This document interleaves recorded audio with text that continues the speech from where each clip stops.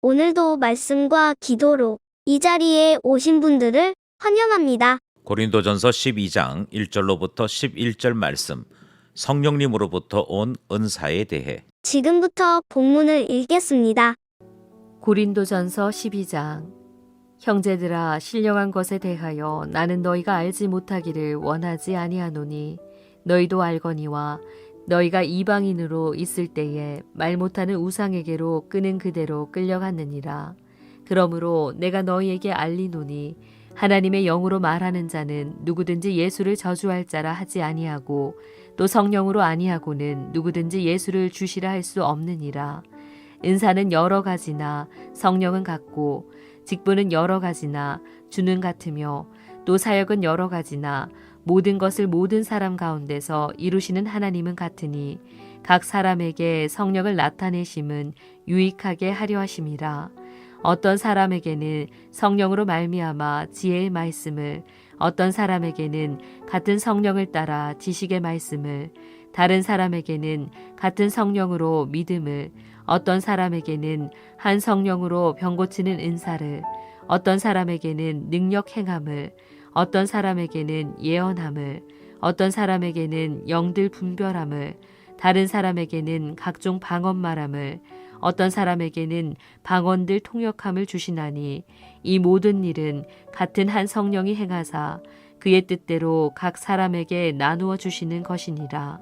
본문 전체 이해와 본문 해석입니다. 11장까지 바울은 헛된 신령함, 그러니까 우상 숭배에 대해 책망했지요. 그리고 신자들이 참여해야 하는 신령한 성찬에 대해 말씀을 전했습니다. 이제 12장에 들어서는데요. 12장에서부터는 분열의 원인이었던 신자들 사이에 각기 다른 은사에 대한 문제를 집중적으로 다루고 있습니다. 오늘 본문에서는 은사란 무엇이고 또 어떻게 발생하게 되었는지, 그리고 그 은사를 주신 목적은 무엇인지에 대해 말씀하는 내용입니다. 본문을 살펴보겠습니다. 첫 번째 문단은 1절로부터 7절입니다. 한 성령이 주신 은사. 바울은 신자가 알아야 할 참된 신령한 것은 우상 숭배가 아닌 성령 안에 이끌려지는 삶, 그것이 성도가 누려야 할 참된 신령함이라 그렇게 가르칩니다. 그것이 2절 말씀이지요. 그러면서 3절에 성령 안에 있는 자들은 예수를 주라고 분명히 알게 된다, 이 사실을 전하고 있습니다. 성령께서 우리에게 신앙 부어주시는 것을 소개했지요. 이처럼 성령께서 우리에게 예수 믿게 하시는 구원의 일을 베푸실 뿐만 아니라 좀 더 나아가 더 많은 은사, 더 많은 직분, 더 많은 사역을 우리에게 나누어 주시는 일까지 행하신다, 그렇게 소개하고 있습니다. 여기서 바울은 의도적으로 성령 안에서 다 나누어 가졌다, 주 안에서, 그러니까 예수님 안에서 다 나누어 가지게 되었다, 하나님 안에서 나누어 가지게 되었다라고 밝힘으로 성령께서 주시는 은사, 직분, 사역이 성삼위일체 하나님 안에 있는 사역인 것을 소개하고 있습니다. 이렇게 하나님께서 성령을 통하여 각 신자들에게 은사나 직분이나 사역을 나누어 주시는 목적이 무엇인가에 대해 7절은 소개하기를 주님께서 신자들을 유익하게 하시려고 이와 같은 은혜를 베푸셨음을 소개합니다. 여기서 조심해야 할 것은 은사가 하나님의 사역을 결코 뛰어넘을 수 없다 하는 사실이지요. 다르게 말씀드리면 주님께서 직접 행하시는 일이 가장 완벽합니다. 우리 삼위일체 하나님께서 행하시는 창조가 완벽한 것과 같이 주께서 은사를 직접 사용하시고 주께서 직분을 바로 사용하시는 것이 가장 온전한 일이고 완벽한 일인 것을 우리는 늘 기억하는 것이지요.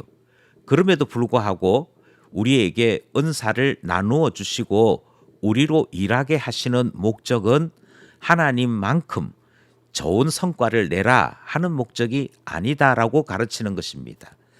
우리가 서툴지만 은사를 통해 배우고 연마하고 또 보다 더 나은 자들로 발전하는 이 과정을 통해 신자는 하나님의 자녀로서 온전함을 누리는 유익을 얻게 되는 것. 그래서 부족한 줄 알지만 우리에게도 은사를 통해 하나님 사역에 동참하도록 하시는 목적이 있음이 첫 번째 문단에는 소개되고 있는 것입니다. 우리를 유익하게 하시려고 은사를 나누어 주시는 성령 계심을 우리에게 가르쳐주는 첫 번째 문단 말씀이었습니다. 둘째 문단은 8절로부터 11절입니다. 각 사람에게 나누어 주시는 은사. 둘째 문단에서는 지혜를 시작으로 해서 지식, 믿음, 병 고치는 은사, 능력 행함, 예언함, 영들 분별함, 각종 방언 말함, 통역함에 이르는 다양한 능력들을 소개하고 있습니다. 이 다양한 능력들을 소개하면서 이 모든 능력들이, 이 모든 은사들이 성령께서 주시는 것이라 밝힙니다. 따라서 지혜든 지식이든 또 병을 고치는 은사와 능력이든 그것이 그 사람의 경건이나 그 사람의 훈련을 통해 나타나거나 만들어진 것이 아님을 밝히는 것이지요.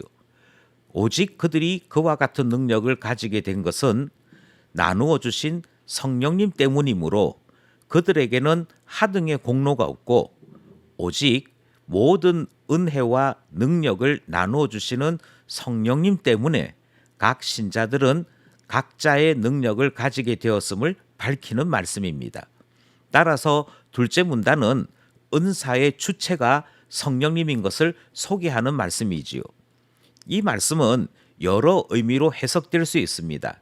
맨 처음 우리가 발견하는 것은 여기에 등장했던 능력, 은사들이 분열의 원인이었다 하는 점을 다시 한번 생각하게 되는 것이지요.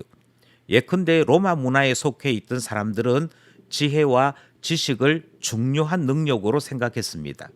그런데 바울은 성령님께서 주신 능력이요 은사라고 가르치고 있는 것이지요.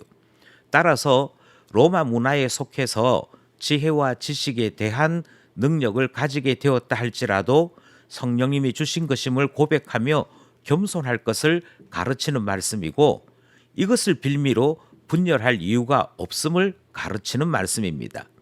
또 동방에 있는 신자들은 신령한 은사 그것을 이야기할 때마다 예언을 하는 것, 방언을 말하는 것, 통역하는 것 이와 같은 능력들을 중요하게 생각했습니다. 그리고 이와 같은 능력이 있는 영적인 사람들이 신령한 사람들이라 생각했고 이와 같은 사람들은 아볼로파를 경계하면서 자신들만이 참된 신자인 듯 그렇게 행동했던 것이지요. 하지만 바울은 분명하게 이 능력들조차도 성령께 속한 은사인 것을 가르치고 있습니다. 따라서 분열할 이유도 없으며 자신의 능력을 자랑할 이유도 없음을 가르치는 말씀이지요. 그리고 둘째 문단은 이 모든 능력이 성령께서 나누어 주신 것을 밝힘과 동시에 이것을 나누어 주신 분이 성령님이시므로 나누어 주신 이의 계획이 있고 뜻이 있음을 소개하고 있는 것입니다. 각 사람에게 나누어 주신 은사, 그것에 대한 둘째 문단 말씀 살펴보았습니다. 말씀을 따라 기도하며 결단해 봅시다. 첫 번째 기도 제목은 오늘 본문에서 계속 사용된 은사라는 말의 뜻은 선물입니다. 우리 하나님께서 선물로 그러니까 공짜로 거저 주신 것들을 제대로 알고 고백하게 하시는 말씀이었지요. 성령님께서 거저 주신 것을 은사라고 한다면 우리 성삼위일체 하나님께서 거저 주시는 선물 구원이 있습니다. 이처럼 하나님께서는 우리에게 거저 주시는 것들이 있습니다. 그리고 그 거저 주시는 것들을 통해 우리는 구원에 이르고 하나님 나라에 이르는 놀라운 은혜를 입게 되는 것이지요. 그러므로 거저 주신 것들에 대해 감사할 줄 아는 영적인 마음 주소서 기도하게 되는 것입니다. 둘째로 우리가 기도하기 원하는 것은 주신 선물에는 주신 성령님의 뜻이 있음을 다시 한번 깨닫게 됩니다. 주신 성령님의 뜻대로 기도하는 성도 되게 하옵소서 둘째 기도 제목입니다. 셋째 기도 제목은 나의 은사를 소중히 함과 같이 다른 이들에게 주셨던 다른 은사 또한 소중히 여기는 마음이 있어야겠습니다. 이 교훈은 다음 본문과도 연결이 되는 말씀인데요. 나의 은사가 소중한 줄 알아야 다른 사람들의 은사 또한 소중한 줄 아는 것이며 소중한 은사의 결합을 통해 한 공동체 세워지는 것을 이해할 수 있기 때문인 것이지요. 은사를 소중히 더불어 다른 이들의 은사까지 소중히 여길 수 있는 마음 달라 기도하게 되는 것입니다. 오늘도 말씀과 기도를 통해 신령한 신자로 살아가는 우리 모두 되기를 간절히 소원합니다.